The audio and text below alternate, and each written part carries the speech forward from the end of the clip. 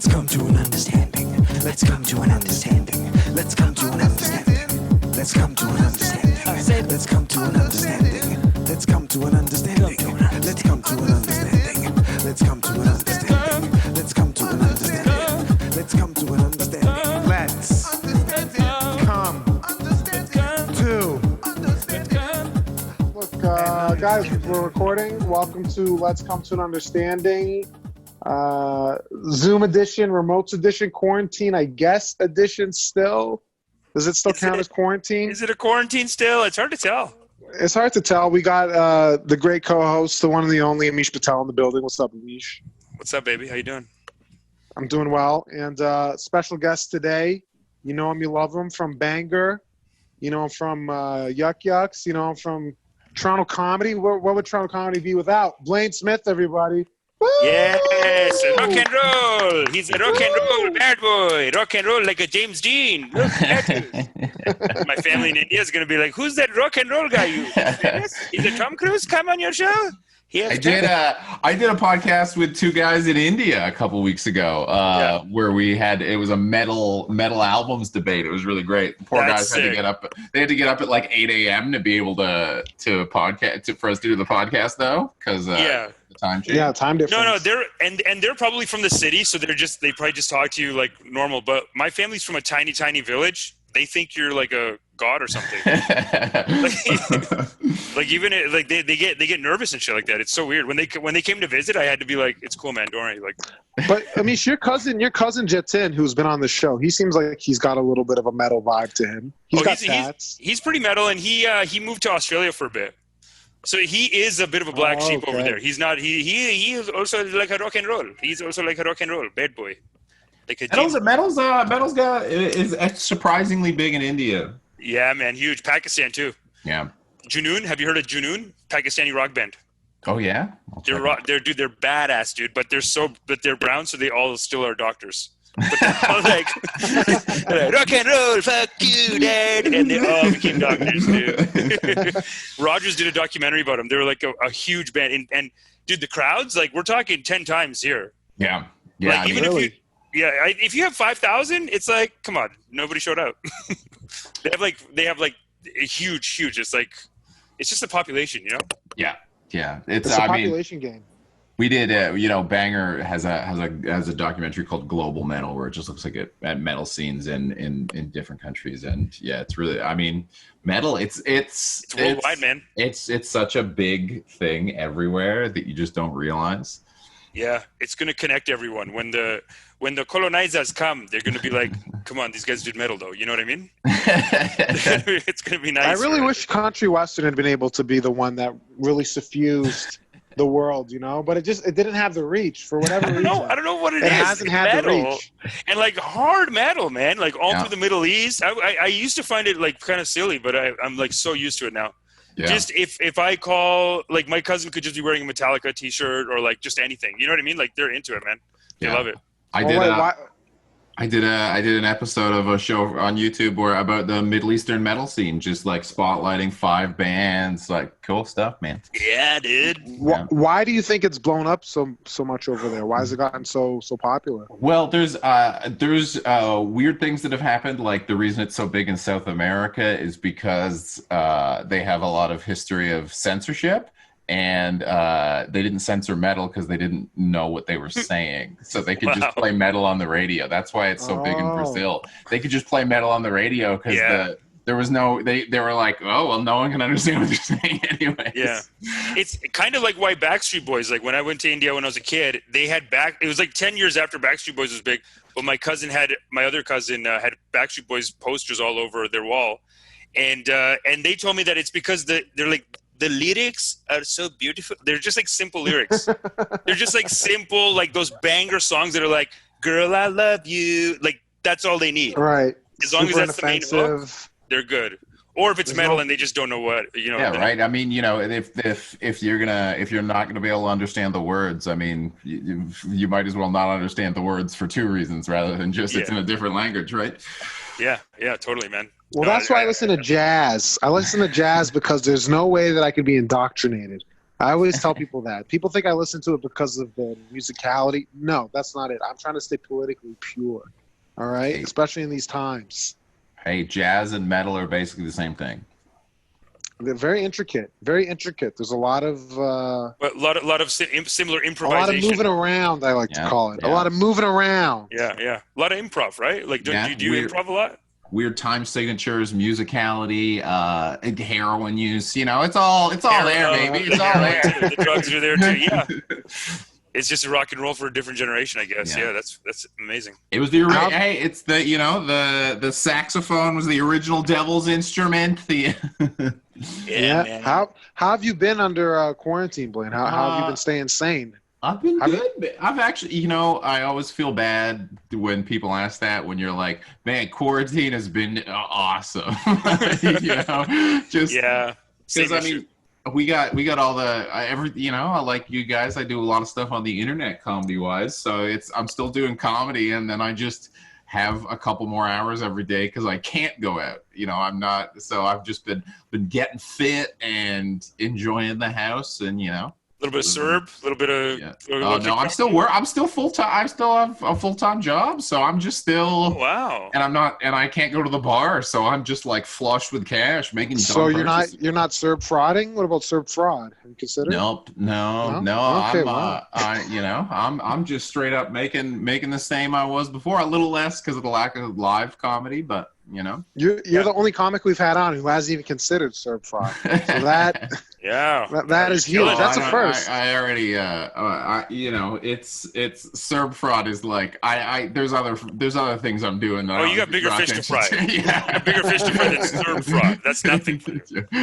Wow. I'm in Quebec right now. I'm in Montreal, and a friend of mine the other day, she was trying to tell me that it's a known fact that the owner of Cirque du Soleil, Guy Liberté.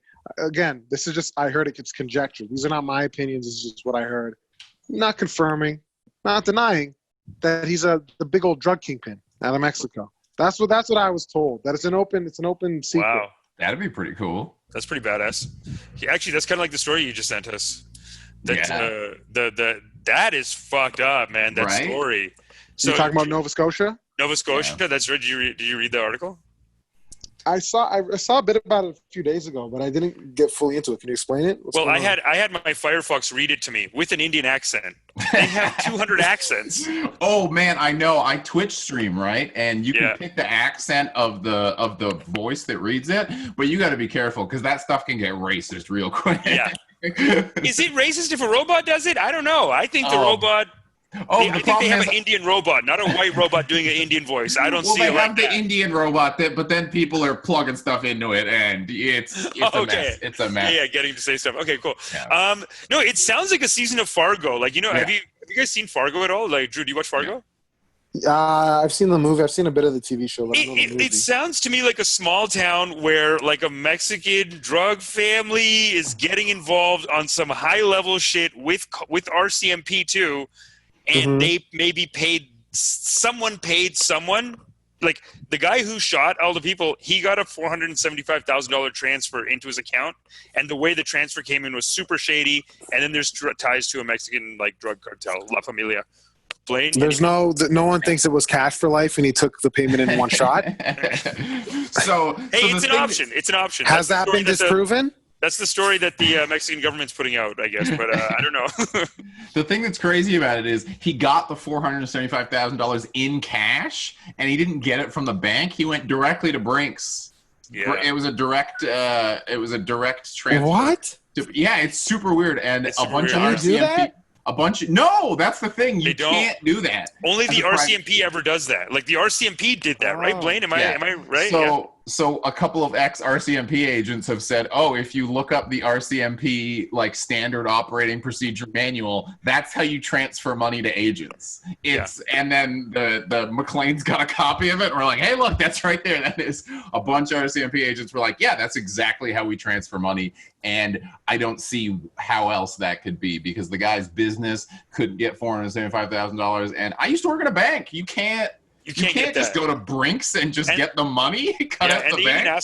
They asked a bank manager, and the bank manager was like, I would never give someone that kind of cash. Like, I would never let Brinks give that. Like, they come here, I sit with the Brinks person, we count it, and then I hand over $475,000. I mean, when I was at the bank, if you were withdrawing $10,000 or more, we had to have you sign a waiver to be like, look, if you walk out of here and get murdered, we said that was going to happen, bro. Right. Jesus. The murder waiver. He had 400 and it's 475,000 in cash. Yeah, in cash. Yeah, in cash. Yeah, that's a Fargo character, right? Like that's like a paid assassin, maybe like will cause havoc in the city. How did the drug cartels get involved? So he had that RCMP replica car. The guy that did all the detailing on the car, like put all the emblems and stuff on, has just a direct connection to the La Familia cartel. So the guy he was paying to like have an RCMP car is directly tied to a drug cartel. Yeah. In Nova Scotia? Yeah. I mean, it's a port, right?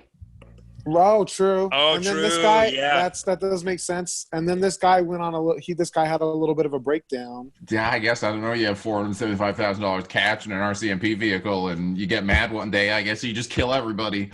Because he was on. They caught him like on the way to the airport, wasn't it? I thought.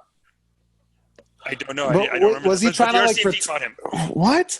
So wait, hold on. Was he trying to? Because I thought this was just like who knows, right? Exactly. No one knows anything now. I told this to my wife, and she said, "Oh boy, this sounds like it's gonna make a great podcast." Yep. Well, hey, we're trying to make podcast written all over it. One man's tragedy is another man's content. I believe that is the podcaster's motto. That is the podcaster's motto. Yes, that's right. That's right. But damn. That is the largest mass shooting in Canadian history, though. Yeah, no, it's a travesty. But this feels like it has like an Epstein kind of vibe to it, the way that it's like there's money. It's conspiratorial. So much conspiracy shit going on right now. Because there was no like alert. The cell phone alerts we get, there was no alert for it. The RCMP just posted on Twitter about it. Like it was super. Everything about it's super weird. Yeah, the RCMP just tweeted like, "Hey guys, don't know if you realize." Yeah, stay inside. There's stay inside. Pretty much. But there was no we have that whole alert system where yeah. There was nothing about that went out. That's so messed up.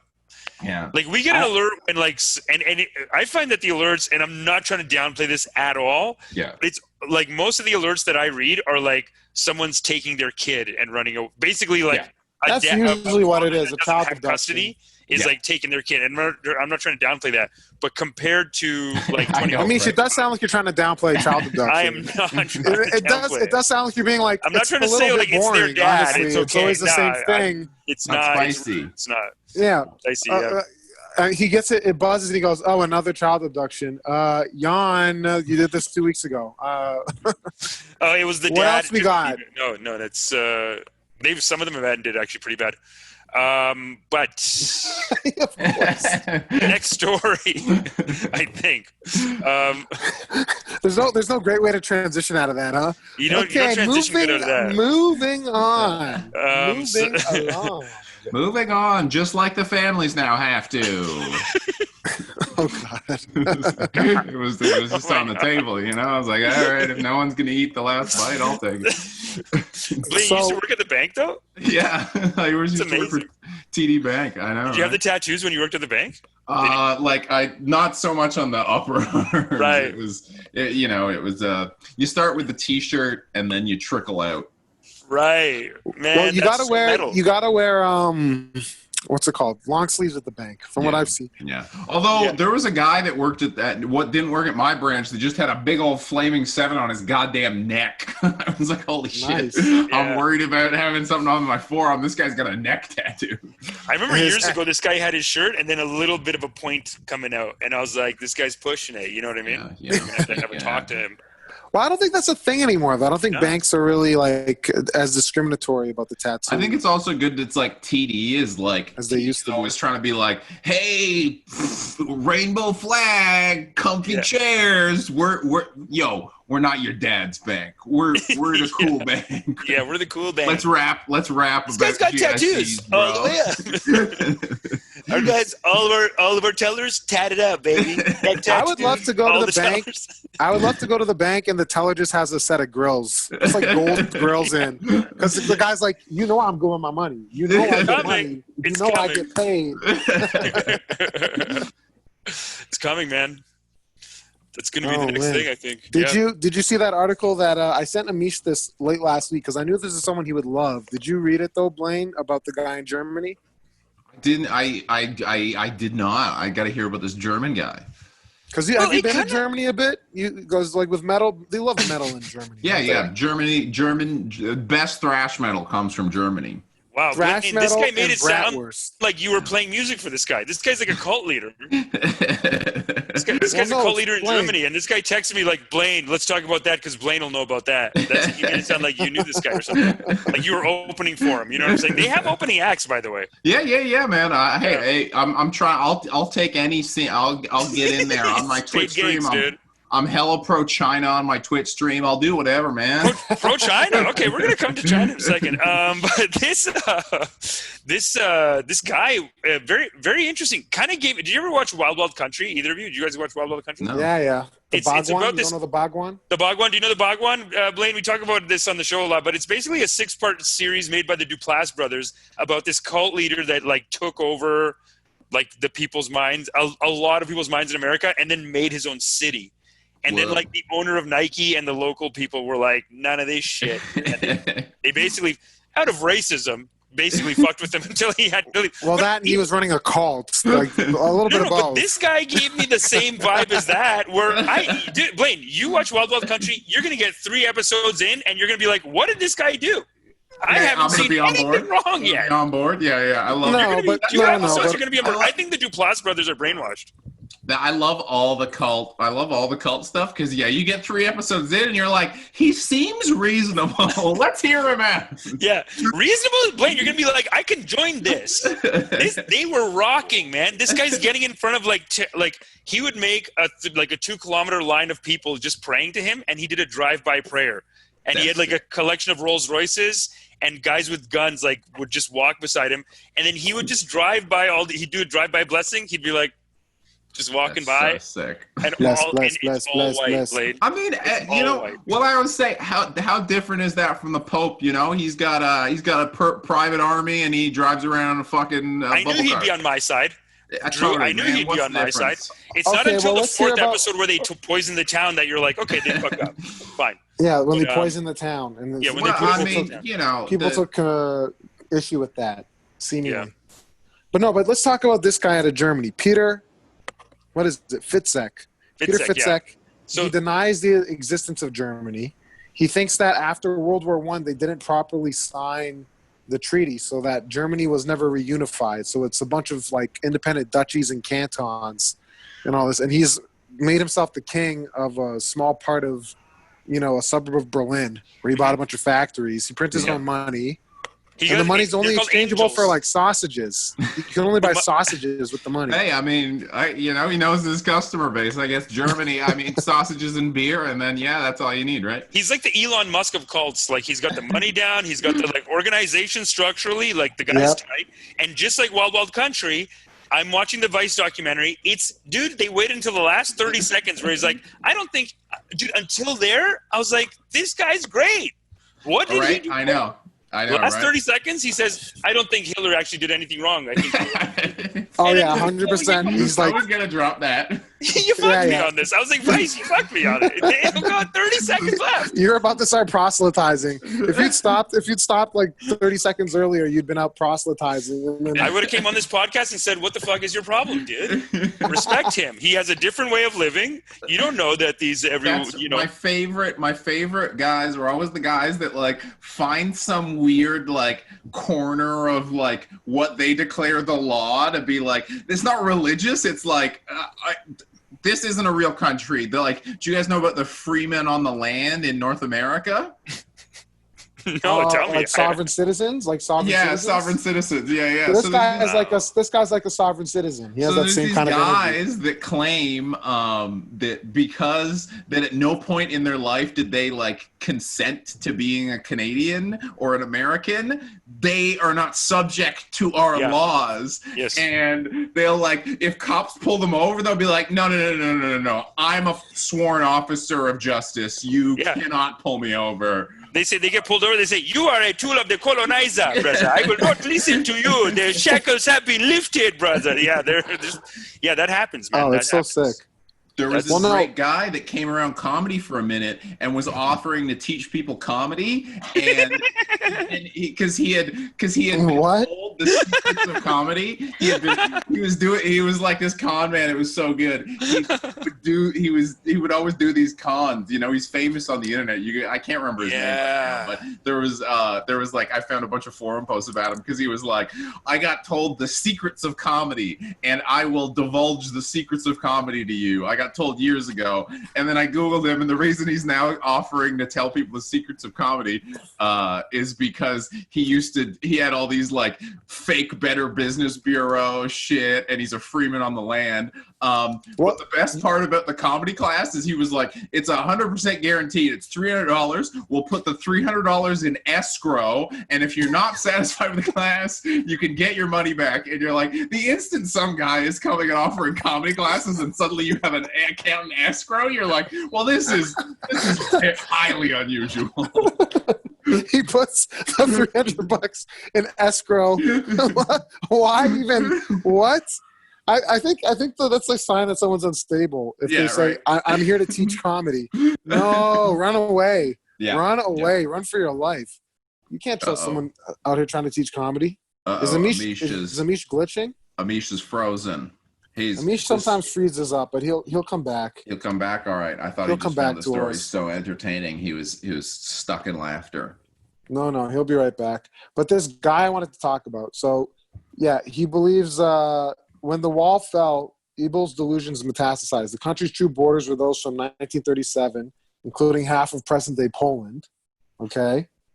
The German government was a corporate. Jeez.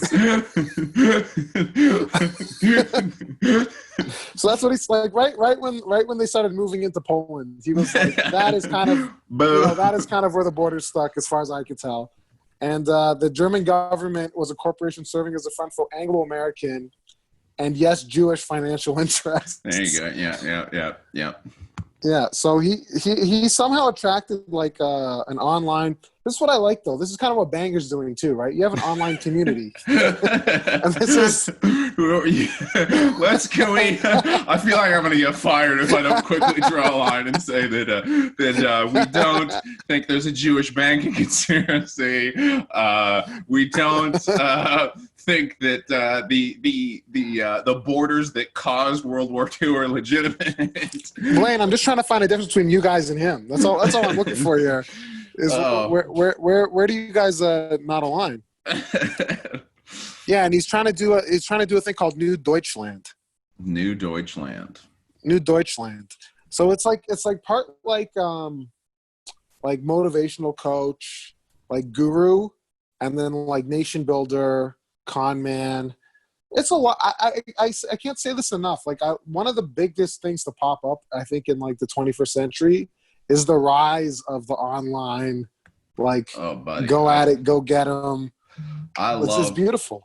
I love a good MLM. Multi-level Have you ever been marketing. roped into anything? You've ever been roped into one? God, no. I am like unnecessarily suspicious. Jackie will be like, "Hey, this hand cream looks nice, don't you think?" And I'll be like, "Let me Google it. I don't know this website." And then what do you find? Arbonne? I buy Arbonne. I support Arbonne. I don't care what anybody says. Yeah, I've got to find a blog about it where someone. Yeah, I love rooting. I'm a truffle pig, but I love to find scams. Well, have you never had? There's no one from your high school even like you never saw one coming a mile away, like even. Bro, there's. they're nice and I like them, and so I don't really want to. But there is a producer that I used to do their shows, and their shows were great, and I really liked them. And her and her husband are like heavily into Herbalife. Like they're at the fucking here's your awards. You're a number one. They're at the conferences. They're posting on Instagram about the conferences. Sick. I love looking at it from the outside. You know, it's Herbalife is it's very entertaining to look at from because it has that Herbalife's a good one too because it almost has that cult thing where it's like magic herbs and you know there's like some spirituality element to it a little bit and you're like all right sweet let's get them all start wearing matching shirts and stockpiling arms and at what point do you form a nation though? That's my question. That's at right. What does the nation form the nation start? Because it's it's really tough. Like to start a religion or to start a nation in this day and age, you can't really get people on your side as much as you want to do it. It's hard. Like things are kind of set in stone, seemingly. Yeah, I mean, I anytime anyone wants to carve out a nation, especially because it's generally within the nation they're already in, and I'm always curious in their head if they actually believe it could happen, and if so, at what point do they think the government is going to hand over that land and section, and what possible chicanery they can do to make that happen. For a little, who doesn't want a little bit of secession? You know, right? A little secession. Just there was. Did you know the British documentarian Louis Theroux? Yeah, I love Louis Theroux. Yeah, the Weird Weekends. One of them he did with black nationalists, and that one was a wild trip because he went. Yeah. He always goes from the completely reasonable to the like completely extreme. Oh boy. Yeah. There's some quality nuggets in there of just black nationalists wanting basically just the center of America to be like a black only state, and you're like, I don't think the government's going to go for that. I mean, it's hard to get people on your side sometimes, but you got to work on it. Have you heard about the Cascadia movement? Do you know about Cascadia? No. So there's a movement along the West Coast, like Washington, Oregon, BC, I guess the Yukon, Alaska, but like down to Northern California. And they want to break off and become their own thing. There is a movement of just them because they feel like they're culturally different and like, topographically different, geographically different than the rest of North America. I'm 100% down. I hate the West Coast. They can all go to hell. Fucking get them out of here. You don't like the West Coast? West Coast, thumbs down. I have a theory about why. I have a theory about people from the West Coast. Please share it. This is the platform. Because I consider Toronto like an East Coast city in the sense of like American East Coast, not EST baby, EST, right? Eastern Standard Time Eastern Zone. Standard Time. Yeah. You go to Toronto, you go to New York, you go to Pittsburgh. There's always a similar vibe. It's an EST culture. Yeah, and then you go to the West Coast, and I think because the West Coast doesn't have winter, people don't value time there, and they're all apathetic about things. I feel like there's so much less enthusiasm on the West Coast, and it comes off as relaxed, but it just feels like a lack of zest for life. You go to the West Coast, there's no. Yeah, think about how crazy we all go. Like the instant it's like 25 degrees, and we all lose our goddamn minds. We appreciate something. We appreciate something. You're saying. I mean, yeah, like as terrible as it was, the whole like. What was it, like 3,000 people in Trinity Bellwoods Park because it was it was suddenly warm. Like that's some East Coast mentality where it's going like, I understand I could die from this, but I have 3 months tops of summer and I'm risking my life in order to enjoy this. You're saying that they have weather privilege on the West Coast. They have weather privilege. Yeah, weather privilege for sure. Weather privilege, yeah. It's the what white about right in the privilege middle though? What about like, so your Saskatchewans, your Missouris, your Well, that's just an entirely different mindset, you know. That's where you kind of have the worst of both. You don't really have any like advantage. They're just like lazy with no excuse. They're like lazy and the weather's not even good. So who do they think they are, eh? It takes too much work to leave the country, so you're landlocked. It creates a very a continental mindset. Interesting. I didn't know, Blayne. I didn't know you were like. You sound very hardworking. Hey man, You're not even getting served. You're basically conservative. You're basically like, I don't need this. I'm an independent. These lazy people lazy that won't go government outside funded and die for less than two. Start up the economy again. We were talking earlier about how many businesses that are like, just don't ruin the economy, though. The economy's never slowed down for me. I've been at home not drinking, so I've just been ordering a wacky amount of stuff online. Just real impulse purchasing, like in the past month I've bought a bunch of paints and miniatures that I've been painting. I bought a basketball. I bought a rail for skateboarding and BMX. Just the amount of like activity-based purchases I've made. You're becoming a hoarder. But it's not hoarding. I'm using this stuff. It's not hoarding. He's using it. I got these gym rings. No. You're using it today, but you're need gym rings. No gym. What a suburban basement looks like. Yes, 100%. They're not buying gym rings in the West Coast, Drew. Basement. I'll tell you that. In the West Coast, they're not buying gym rings. They're just taking time off at the gym. Yeah. You have a gym ring, Amish? You're hanging from the ceiling on gym rings? Yeah. Not ceiling. I can go outside with them.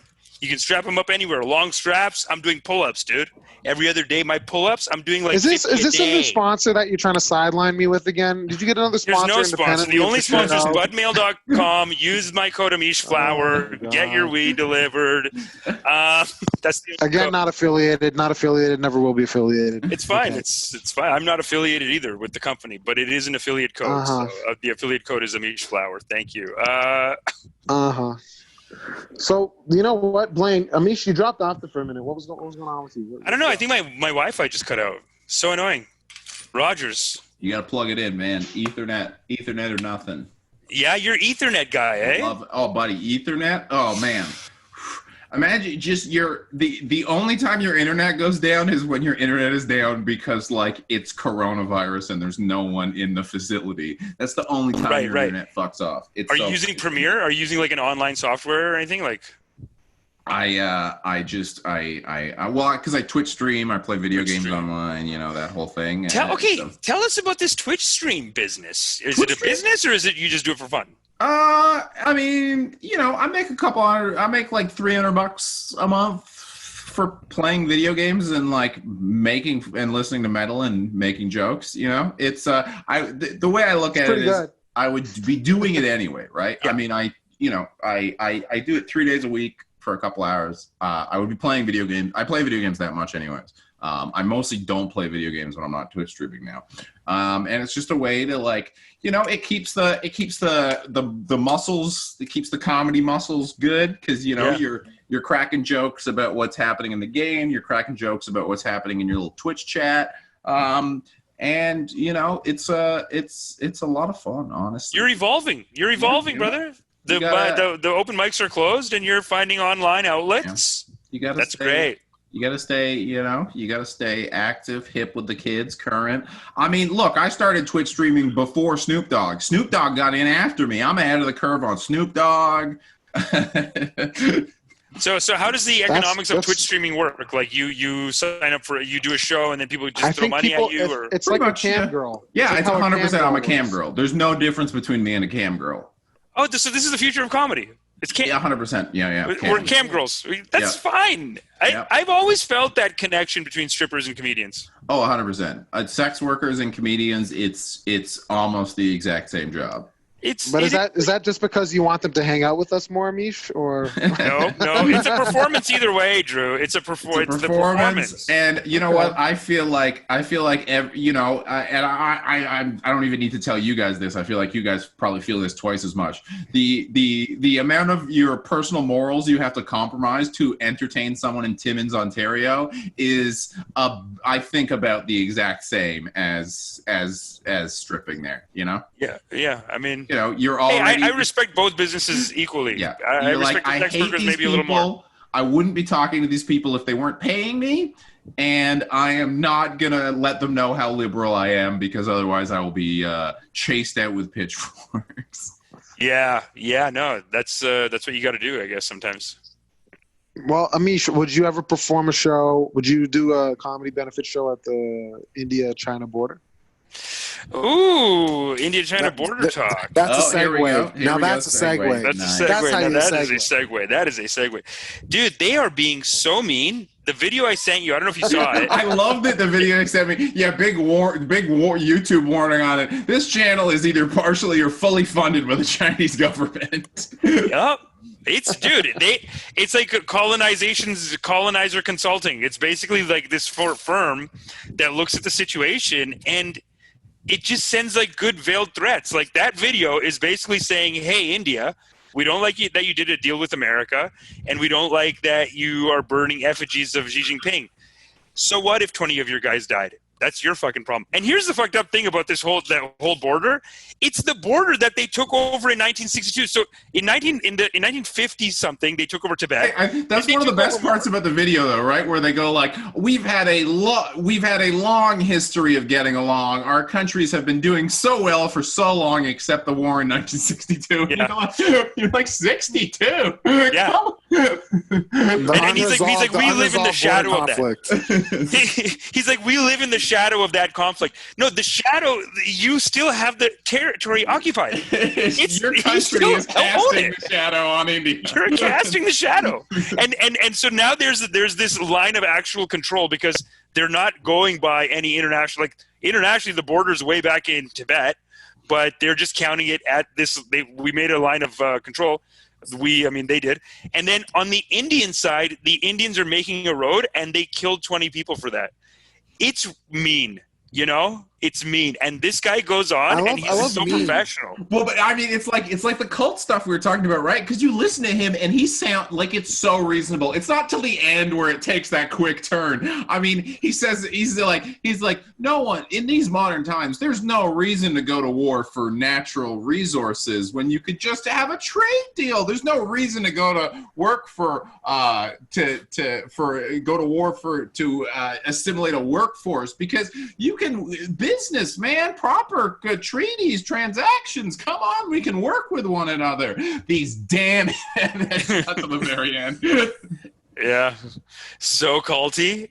And I like that he put up footage of Indian people burning effigies of Xi Jinping. Yeah. You just killed 20 people, man. He's like putting them up like this is a bad move too. We don't like that. I mean, they're not even allowed to talk shit. It's like look at these people, they're looting. It's like, you keep killing black people. Yeah. They burnt down a Target. You painted a Target on the building. Yeah. Dude, that's the new colonizers, China, eh? Yeah. The difference between China and America these days is like very different. Like it's a constant shifting. I love saw great elections. Look at how bad they're handling coronavirus. That's what China does every time. So I saw a great debate between the other guy from The Intercept. You know, there's the two guys from The Intercept, Drew. There's one Muslim guy and there's Glenn Greenwald. I forgot the Muslim guy's name. Mehdi Hassan. Mehdi Hassan. Dude, that guy is like, he rips people, man. He works for Al Jazeera mostly, but he does Intercept too. But he had a Chinese, like someone who's like super loyal to the Chinese government, and he had him on, and he's just like, every time like Mehdi Hassan gets this guy, the guy's first argument was always like, that's what America does. So if America can do it, why can't we do it? What's the difference? Oh, you're friends with them. So, I mean, it's a fair point, right? We've all been letting them do it, and same thing with India. it's not a fair point in the sense that they should be able to do it. It's just a fair point in like, why is China Satan and America is the savior that needs to stop China from taking over the world? I mean, Totally.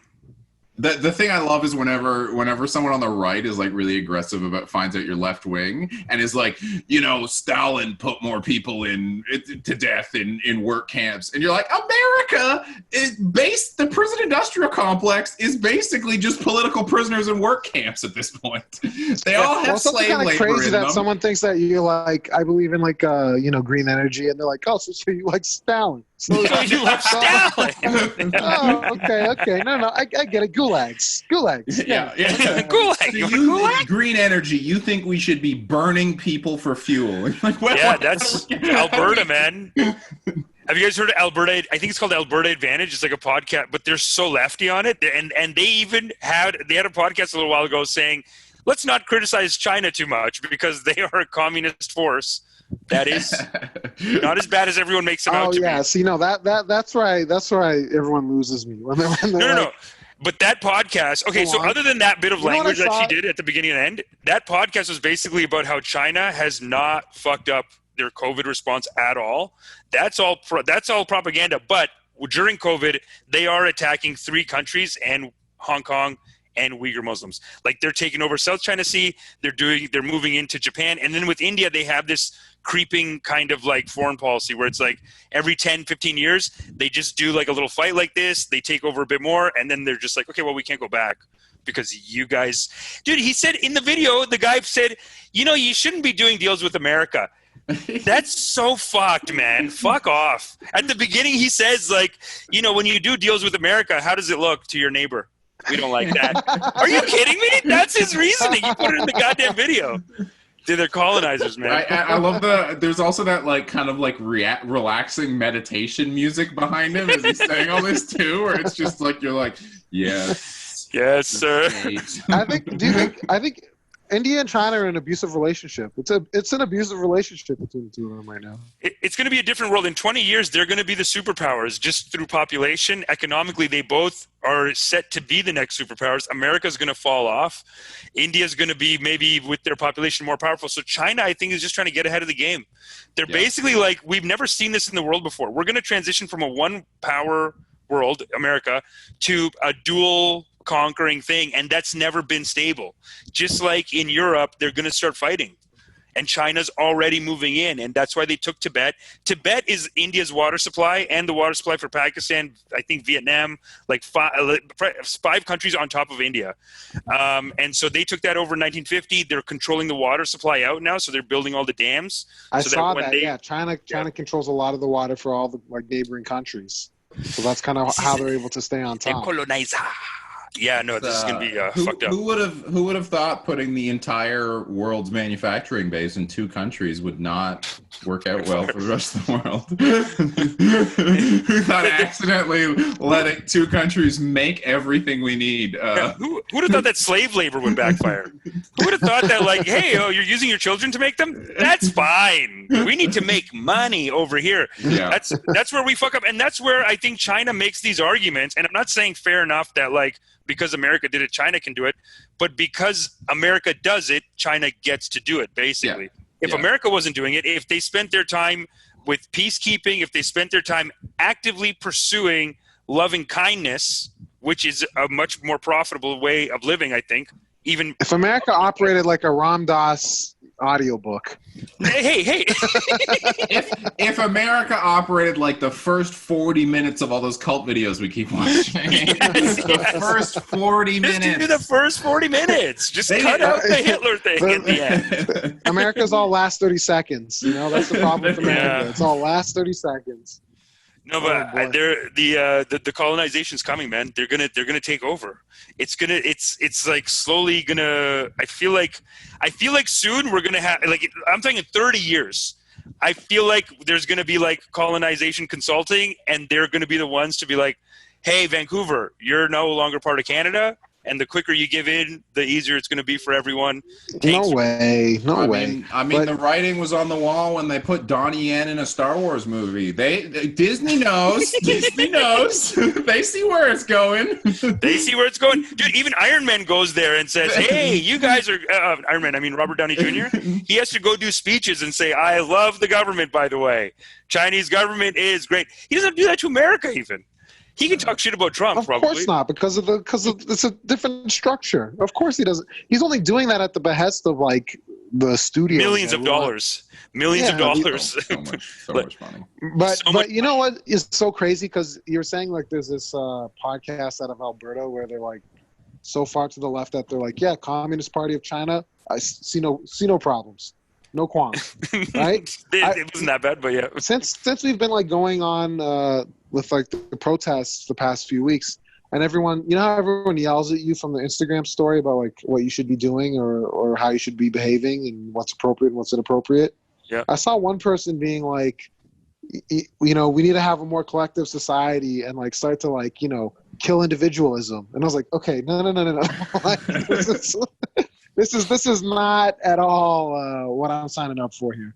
It's how do we get from like stop police brutality to we all have to think as a hub, as a hive. We need the hive mind. Hey, that's the only way we're going to get out of this. A hive mind would be great, though. I'm all for let's all plug into the Matrix. I'm into. Yeah, if you rewatch the Matrix, the humans are the bad guys in the movie. Yeah. I'm serious. If you look at the plot, it's the virus. The humans are the virus, right? Look at the plot of the Matrix. So basically, humans use robots as slaves. The robots were like, "Hey, we don't want to be slaves," and the humans were like, "No." And then the robots were like, "Okay, too bad. We're gonna have an uprising." Yeah. And then they go to Matrix. war, and then they go to war, and then humans literally black out the sun because the robots were solar powered. They make the Earth unlivable instead of giving robots rights.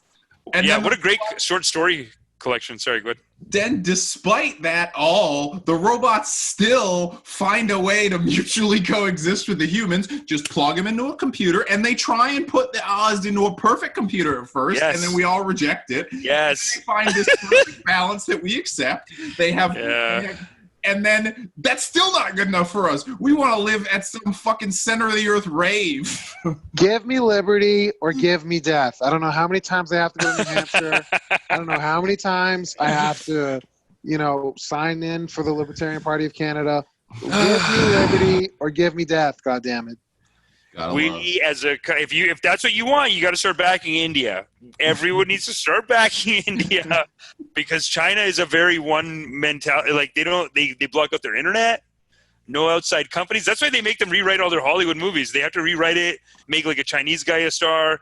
They rewrote like a bunch of American blockbusters. This is how racist this is. They just rewrote it as Korean. Come on, guys. There's an American movie with the actors, everything's Chinese. And then they just rewrote it, and they just changed the flags with CG from the Chinese flag to the Korean flag as the bad guys. North Korean, as the bad guys. And they just kind of rebranded the movie like that. There's this great, it's like kind of a conspiracy theory, but it's like not that much of a conspiracy theory. So Disney, like Marvel movies are huge in China, right? And the Black Widow movie's coming out, and the villain is Taskmaster. And now the Taskmaster costume is very generic. It doesn't look like Taskmaster at all. You'd have a hard time guessing it's Taskmaster because the most identifiable part about Taskmaster is that he has a skull helmet, basically. In all his variations, his head is basically just a skull. I mean, this guy's just a to-do expert? Like, this guy's a productivity expert? Taskmaster. He sounds like a productivity self-help coach. Basically, he is. Actually, that's kind of his whole thing. But he has a skull. Through a complicated thing. Put on your masks, guys. Let's get it done. The Taskmaster. His superpower is he can imitate anyone's fighting style just by seeing it. So he's basically the best fighter in the world. And so essentially he's like a visualizer. He has a dream board. He puts your fighting style on it, and he achieves it through sheer tyranny of will. Okay. I was wondering where the task came in. I was like, shouldn't that be Copy Master? Yeah. Ripping your moves, but it's task. Like, he takes your moves, puts them in a task. Says, this digests them, combines them with other people's moves. Productivity expert. That's great. But so he doesn't. So the skull is like barely. He doesn't really have a skull. And people were like, why? And the theory is that because China is so important to Marvel movies, there's laws about depictions of like bodies based on religion, like deceased and skulls and stuff. And so the people think the reason Taskmaster doesn't have a skull is because if he had a skull, the movie wouldn't be able to be shown or would have to be heavily edited in China. So they scrapped the skull on his costume because China is a more important market. Yeah. Dude, they rewrote, this is them destroying our culture. But guys, has this not been how movies have been made like forever? Yes. Like think about 100%. think about Gone with the Wind, like which they just have now been like, oh, we're changing it. That was totally a way of being like, no, the Civil War wasn't about slavery. What are you talking? It's about Southern pride. Like it's the same thing, but now we just gotta. Oh yeah, all the Confederate monuments went up around the time of all the Confederate monuments that they're tearing down that are their history went up around the Civil Rights era. The Confederate flag isn't even really the Confederate flag that was predominantly flown by the South at the time. Yeah, and I heard the statues were there to kind of scare people. Like they would do like some kind of violent thing, and then they'd put that guy's statue there to remind everyone forever that like don't talk shit. They did that in India too. They put a giant statue of Queen Victoria in Calcutta, where they're all starving, and she's just so big. You know what I'm saying? Yeah. They're like, does anyone have any zoning concerns with? Oh no, we're gonna do a little Queen Victoria statue. No zoning. It's not a zoning issue. Then I think we'll just do a little statue of Queen Victoria. Yeah. Yeah. Do we think? Do we think there's gonna be? We're just going down a rabbit hole. Let's do it. I think this will be the last generation of the monarchy in But the reason I gotta be honest, 1-2 months, I think they're done, man. I saw William put out some really cool Father's Day photos. Though, that's all they got now. Here's the problem, though. A little, smitten. Here's the problem. So Prince Charles is next in line for the throne, right? Yeah. Which means he's the king. He's the King Charles. He'd be King Charles, and that means we would have to have unless he abdicates. Which, why would you? We would have to have King Charles. His dad did that. No, the grandfather did that. But anyway, go on. I'm sorry. We would have to have King Charles's face on our money. Yeah. We'd have to have you'd pick up a bill, boom, flip that $20 bill over, boom, Charles ugly mug happening. No bueno. Boom, pressing coins with that shit, you'd be able to feel his lumps. 20? Nope. On my 20? Cut it out. No. It's too patriarchal. It's too putting a man on it. It better be a beautiful man. It's got to like the queen is nice. There's something cute about the queen. She's nice. Yeah. She's elegant. It's actually a nice gesture to put her in charge almost. But to have a king, it's rude. It's very like they had a minute there where they could have put the Charles's kids on there, but they've all that inbreeding has really kicked in hard in their late life. I thought they were both cool. They got pretty ugly, is what I'm saying. Oh, do you think they're ugly? Okay, this is just strictly a looks judgment. Okay. Well, no, the only British man I'll accept on Canadian currency is Jason Statham. I've said it once. I've said it 1,000 times. He's a sexy man. That's the only one. Jason Statham or bust. I'm gonna say 2 months for this monarch though, because Prince Andrew, the FBI is. They're knocking on that door. Like since the Netflix documentary came out, they're knocking on that door, and I don't think it's enough for the Queen to take, man. I love the Queen. I think she's like written him off. I think she's written him off. But it would be nice to see. Don't write your baby boy off, man. I don't know. I think. Oh, if you're the Queen of England, you have no problem doing that. I think she's probably got a lot of pedophilia above her, and a lot of pedophilia below her, and a lot of pedophilia to the left of her, and a lot of pedophilia to the right. I don't think the Queen of England is batting an eye at pedophilia. What if you think like? Come on, really? I think. I honestly think just getting busted with your own son getting busted. Very embarrassing. Oh, very embarrassing. How crazy would it be if Andrew was going to get kicked out of the family, but he said, "Listen, I'll leave willingly, as long as when mom passes, I get to be on the Canadian 20. That's all I want. That's all I want. Put me on the Canadian 20, and I'm out of your hair. Put me on the Canadian 20 with my arm around a 12-year-old. Then I'm good. That's it. And then we're all good. And then that's it. That's all. And have a nice day. I'll be on my merry way. I want a legacy. I want a legacy. But he has to make that announcement on another news show. I love when he does these news shows to like save it. Like the last one was so bad. Oh, I know, right? Just I got this. I got this immediately. Attitude. Just immediately, I don't got this. Fuck. That's what makes me think that the Queen might be sad, because I think even they're so delusional that I think the Queen thinks that her kids didn't do that. And now at that, like, just when you're going to die, you got the proof. Like, I honestly think that no one who is a billionaire or at that level, I don't think any of them mind pedophilia. I think they're all on board. Really? That's wild, bro. I think the reason all these, because like look at the Epstein book. It's like pretty much everyone who's a billionaire is a pedophile. Is that a coincidence, or is just the sheer existence of being a billionaire your moral compass is so compromised that you're like, who cares? Who cares? Pardon me. Have you ever heard of a little someone named Kendall Jenner, my friend? Yeah, Kendall Jenner was in maybe one of the most unethical commercials ever made. Well, what's funny about her is that it turns out she wasn't even a billionaire in the end, and it was they cooked the books. It was a Kendall or Kylie. Oh, I can't tell. I can't tell, but I know which story you're talking about. They 100% cook the books because Forbes calls all these people, and they are like such PR hounds, like the PR people, the Kardashians, that anything they're telling Forbes to get on that billionaire list, like they were promoting themselves to them. They were like giving them parties. They were like hanging out, but then also just sending documentation and being like, "That's it, we're billionaires." And half of it was like faked, apparently. Yeah, it's probably like the Guinness Book of World Records, right? Where Forbes just exists to legitimize people, just like Guinness Book of World Records exists to legitimize dictators. Right. It is kind of wild. That's all it is now. Well, Guinness World of Records is legitimizing dictators? That's all it does now. What do you mean? Wait, what? Did you not see this? There was a last week tonight about it.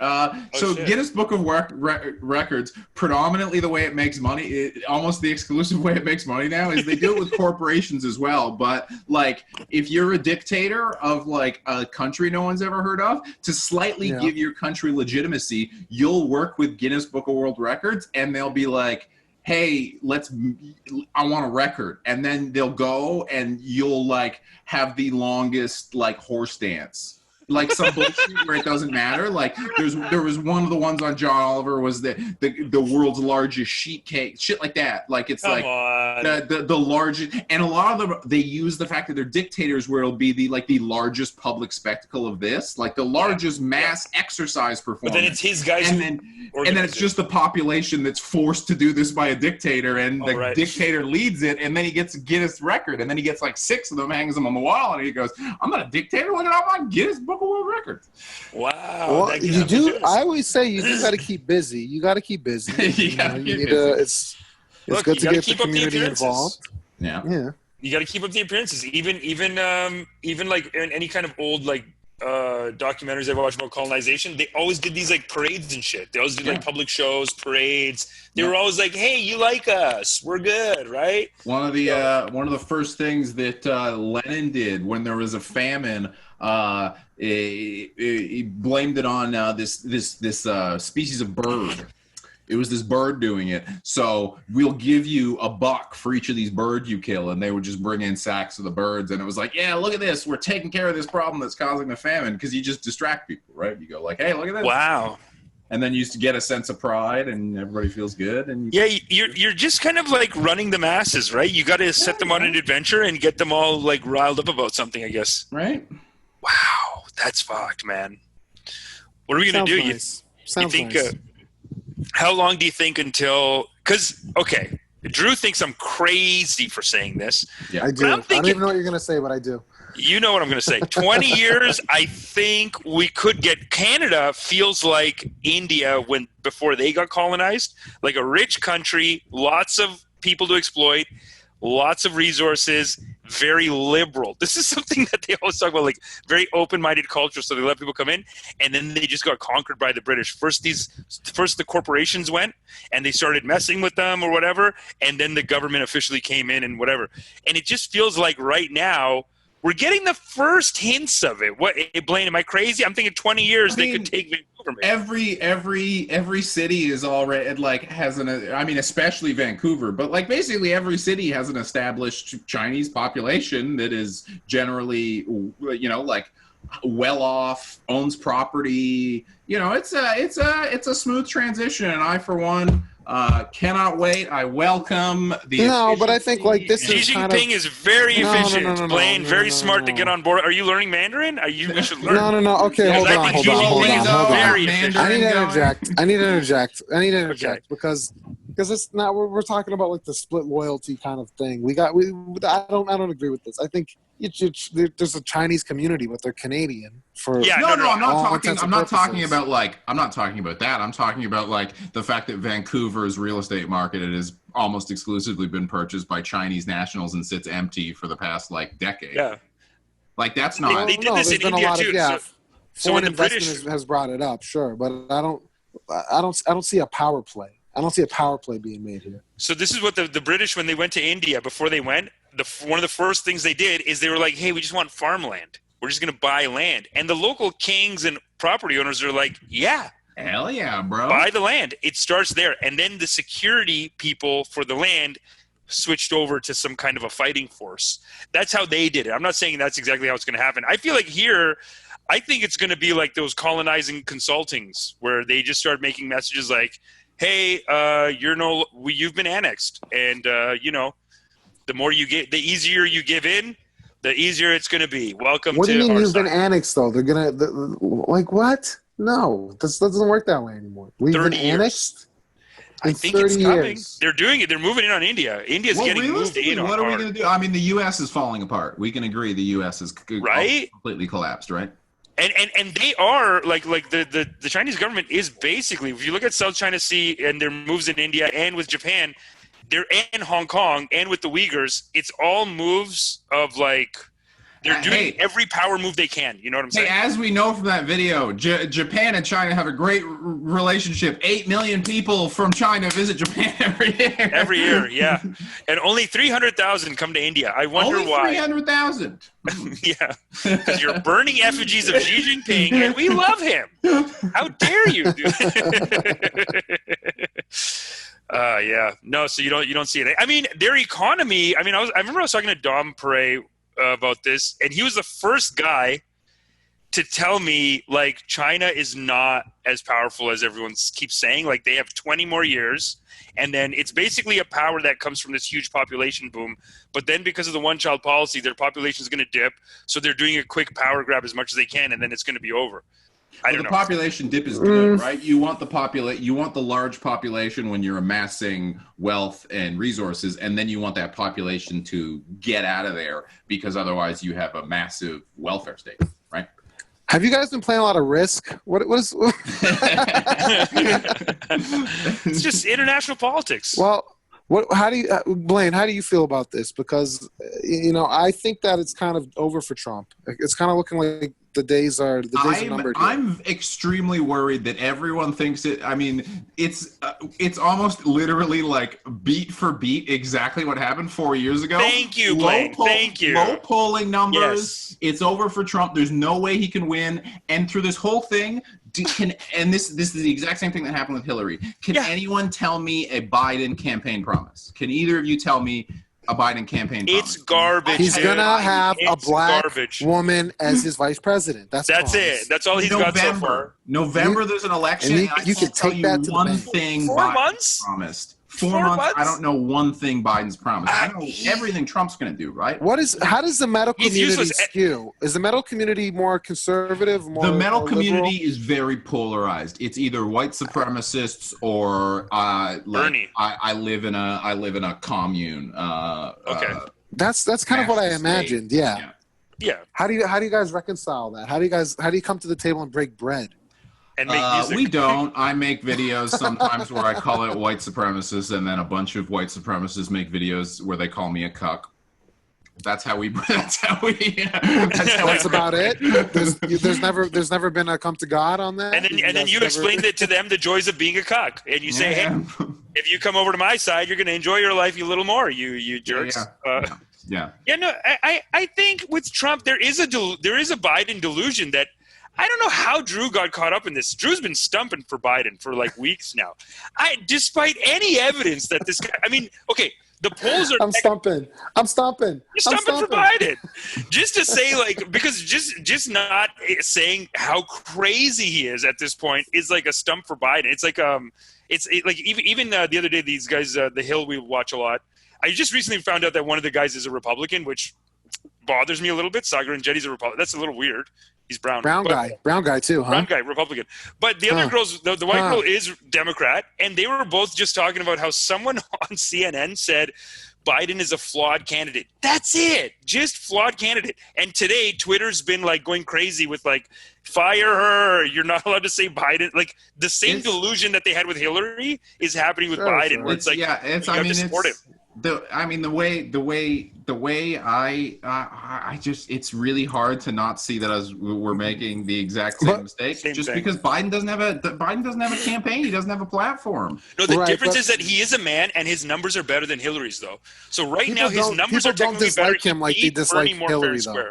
They don't dislike him the way they dislike Hillary, but I feel like that doesn't matter. I feel like the only thing, the economy's going to shit. I mean, the only thing that encourages by November. The only thing that gets voters, the only thing that causes Democrats to win elections is excitement about a candidate. The Republicans will win any election where Democrats aren't excited about a candidate because Republicans vote no matter what. They don't care. They vote party. They don't care who it is. They'll vote for a pedophile. They'll vote for a criminal. They don't care who it is. They're voting for Republicans. If the guy at the head of the Republican Party they don't agree with, well, that's a shame, but this is my party. They are loyal. They have a loyalty. Democrats vote for a person. They don't give a shit about the Democratic Party. The Democratic Part of my Party theory, though, is that Democrats will vote against Donald Trump. People will be motivated to go vote against. That's what they said. That's what they said with Hillary, right? No, but now that there's been 4 years of living under it, I think that people are going to be motivated to vote. There's people who didn't vote because they thought she had it in the bag. And I think there's people who want to actively vote against him. But I think we're already getting that, right? We're already getting that. Well, this time I don't need to. Well, there's no way Trump will get elected. Look at how bad the economy is. 11 points ahead. No, but I think now there's people who want to vote against him. There's people who want to vote against him. I think like. So what is he at right now, Drew? Is he like 11 points still, or is it fluctuating around 10% ahead? I think it's like the high single digits is what I mean, dear God, he's in high single digits polling with everything that Trump's done. That's a really bad sign because Hillary. Well, no, in the states that count. In the states that count, right? Hillary, they were forecasting as a 96% chance to win that election at one point. Remember that? It was 90-odd%. They were saying it would be so delusional, impossible for Trump to win. Polling, I could be eating my words here, guys. I could already be eating my words, but I don't know. I feel like. I mean, well, here's from the Hill today. Me and Amish are in a great position because either we get to be right or we don't get a Trump presidency. Either way, we're eating cake. Either way, we're happy. Yes, it's either thank God or I told you so. Either way. But I think the best move right now, Blayne, unlike Hillary, I think the mistake that they're making now is stop trying to tell us to like Biden and. Oh. I mean, you're glitching again. Podcast. He's sorry. Is that better? Damn. Yeah, you're better. You're better. It's weird because they're doing this thing with the same thing they did with Hillary, where they're like, no, you have to pretend you like him. And I think the better move is to just say, hey, it's Joe. At least it's not Trump, Biden. Just vote for him and shut up. That's a better strategy because right now That's how I feel. I think that's what I've been saying this whole goddamn time. I think. On the news right now, though, they get mad if people criticize him. Like, people are getting up. I think you gotta not mention Trump at all. You gotta get Biden out there doing his fucking "I'm your uncle" washing his T-bird shit because every single American election is won by who you want to see on TV more. That's where I think he could win. That's right. His numbers are way better than Hillary's. And his numbers are way better than Bernie. Like he fairly beat Bernie. Like he won in Michigan. I feel like Hillary didn't win. So like there are better numbers for Biden. This is that 4 years. So it is, and Trump only won by a little bit. So maybe. I do think also that he's going to have the vice presidential pick is going to play a big factor this time around. I think because people are they're gonna proxy whoever that is like a motherfucker because people aren't excited about him, but maybe they can get behind whoever she is. Well, I'm worried about that. But the other thing I'm worried about is that they do something like, hey, we got a black lady as the vice president, and everybody's like, boo, this is so transparent. You're just literally exploiting a black woman to try and get a white man elected. Boo. This is what we've been complaining about this whole time. Yeah, especially after what he did on what's it called, Charlemagne's show, but like, how are you gonna have a woman beside him? You can't have a woman vice president. Every time he's up there, all Trump needs to go is, "Hey, you're gonna have to watch your vice president, otherwise he's gonna be fucking sticking his hand up her skirt." And no, they have a bit of a detente there though, because no, you don't have a detente with Trump because you can say to Trump, "Hey, we have you on record saying you grab vaginas," and he goes, "No, I never said that." And you go, "We have it on tape," and he goes, "No, I didn't." He's already been a little bit of detente. He's already been a little detente-like with it, though. He keeps calling him Creepy Uncle Joe. He hasn't been detente at all. That's just a nickname. That's just a nickname. Uncle Joe. It's just a nickname. It makes him endearing. His phone numbers went up when they said Creepy Uncle Joe. There was that website. The Trump campaign put out a website where it was just gifs of all the creepy shit Biden's done with women. God, that is hilarious. They are just vicious, scroll through and it's gifs of him fucking touching 8-year-old girls and shit. It's the not fucking good. spaghetti fingers. Biden is not looking good, eh? Everything I hear about Biden, it's never good with him.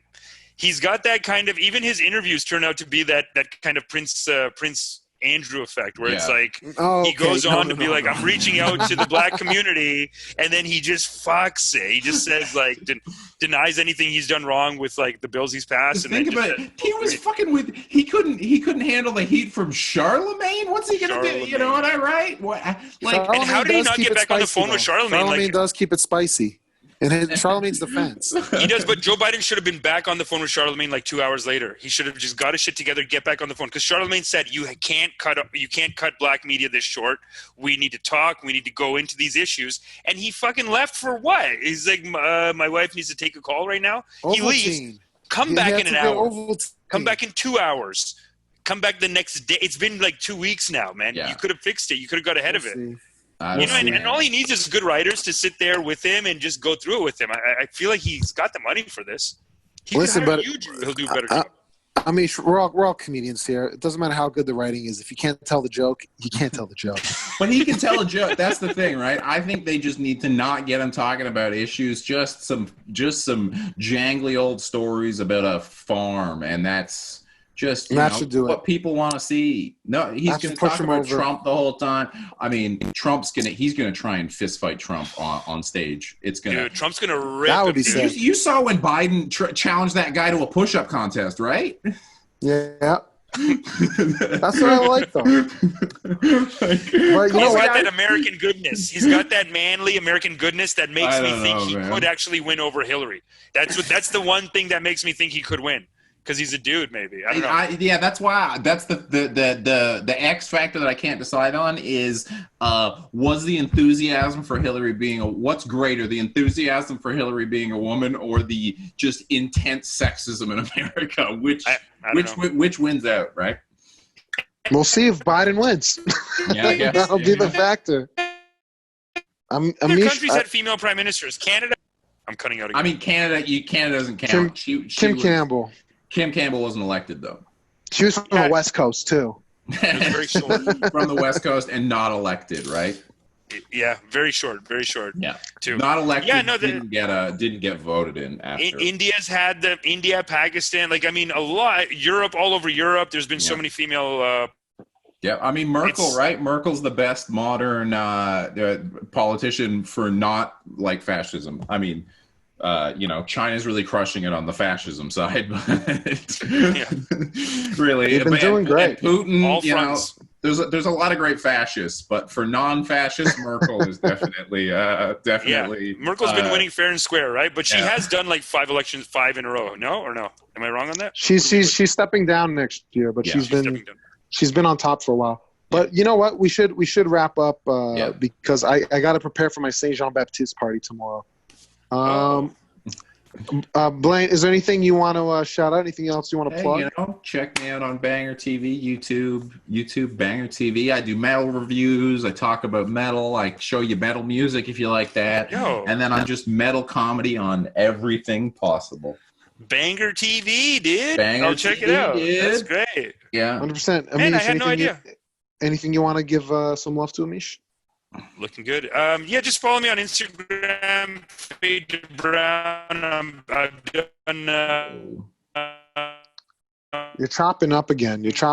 But he's saying, follow me on Instagram, Fade Brown. Oh my God. Just gonna say, Instagram @Fade to Brown. You'll find whatever you find there, and if you can even hear this, love you though. Okay, beautiful. And follow the podcast @Understanding Pod on Instagram. We put up videos from time to time. So, if you want to see little clips from the show, send them to your friends. Make them laugh. Bring some joy to their lives. Please do. Please feel free. That has been our show, though. Thank you guys so much for listening, and we will see you next episode. Bye-bye. Let's come to an understanding. Let's come to an understanding. Let's come to an understanding.